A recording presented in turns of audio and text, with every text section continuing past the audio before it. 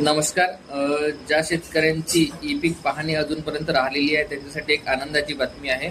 तुम्ही 31 मार्च 2026 पर्यंत आता सहाय्यक स्तरावरून आपल्या ई-पीक पाहणी करू शकता.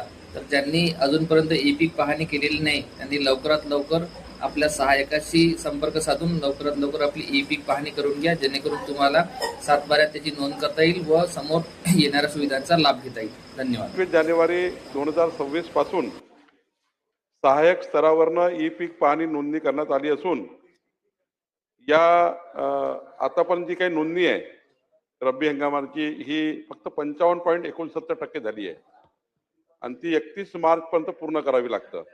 पण मुदत संपल्यामुळे आता ती पूर्ण होऊ शकणार नाही. म्हणून या ठिकाणी रब्बी हंगाम 2025-26 ची ई पीक पाहणी नोंदणी 100% पूर्ण करण्याकरता 31 मार्च 2026 पर्यंत मुदत वाढवून दिली आहे आणि या मुदतीमध्ये सर्व ई पीक पाहणी करण्याच्या सूचना जिल्हाधिकाऱ्यांनी देण्यात आलेल्या आहे. 25 जानेवारी 2026 पासून सहाय्यक स्तरावरनं ई पीक पाहणी नोंदणी